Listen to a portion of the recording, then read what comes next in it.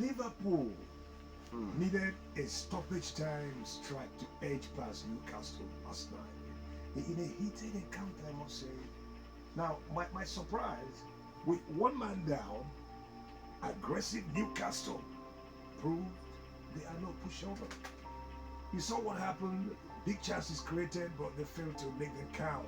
And at the end of the day, it led to a nail-biting finish for them. Yeah. Unbelievable. Well, very true. For me, I think that game really showed the intent of Newcastle United. It's not been an easy one for them ever since the league kicked off. The whole story about Alexander Isak, he's been one of their top players, not playing these days, but somehow Newcastle United had to fight. Liverpool felt, it was going to be a stroll in the park, but then Newcastle had the answers, came back on the verge of drawing that game up until the 96th minute when 17-year-old Rayo Ngumoha scored that goal and broke the hearts of most Magpies fans, Newcastle United. And a slot had to gamble a little bit, throwing that young man who was just 4 days before his 17th birthday. He had a fantastic night. And not just that, during their preseason, he scored 3 goals and 2 assists. When Liverpool had their preseason, Newcastle knew that it was always not going to be an easy one. But Liverpool have also shown. We've seen them, come from losing positions or games they would have drawn. They did that against, Bournemouth in their first game, and somehow they were lucky to, scale through. And yet again against Newcastle, they just have to win. It was really an unbelievable comeback. Very true. Very but true. then, the hero for me, he said a few days to his game, somebody who's like 10, 15 years. How old are you? I'm 16, I'm going 17. But the moment you hit 34, 34, they say, how old? They say, plus 1. So, our brother, I think he has Nigerian blood. Yeah, Ngumoha. Yeah, Ngumoha. For me, the hero for the night is this 16-year-old man. 16-year-old young man, who stole the headlines. And the debut, and of course, the record-breaking, the youngest scorer in Liverpool history. And he did just that. Can you put your hands? Yeah, I think he deserves it. He deserves all the accolades. That brings the question. We did see Arsenal bring on board a 15-year-old player who's playing top-flight football. Liverpool have done that. A player that is yet to clock 17 years old. And it tells you that in Europe the system is working. Can that happen in Nigeria? Totally no. Where a 15-year-old, 16-year-old will playing top-flight football, I've not seen that happen here. So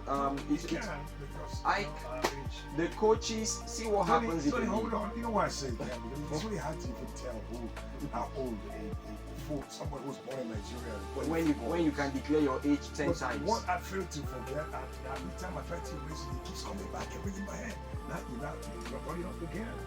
Remember, it was some years ago, this Nigerian man. That was his twin brother. Celebrating 20-something years and died back home. The man was like 40. I said, your brother, follow the same. Yeah. The thing is, I think the system is really bad. You go to any one of the local governments, you go to the court, you can declare your age, just pay the money, turn your age to maybe a 17, 16-year-old, and they give you documents. But right here in the country, we don't look at all these things. We don't take this thing serious. But if you look at your face, yes, I don't care what you tell me. Okay, you get me close to that. Some people have a young face. Some people are young with their face. Sometimes you can't really determine someone's age looking at the person's face. We still have some older people who have younger faces. We still have some younger ones who have older faces. But the truth is, for me, I don't look at numbers. You see someone who's like even 30, normally 30, but you look 60. True. That's why I don't joke with maintenance. Anybody who loves his body or self should not taking it. I don't need that. You're 50, that body is nothing but counting the numbers, but so as you age, you cut down on something. I think it's good. But it's maintenance good is where it boils down to maintenance. That's right. Now imagine what's going to go through this young guy's heart. At the age of 16, almost 17, he's already making headlines. So it means at least in the next 10, 12 years, he will keep playing the football. If he keeps it. That's it. Now, Tony, onslaught and what needs to be done before the end of the transfer season. We saw what happened last night.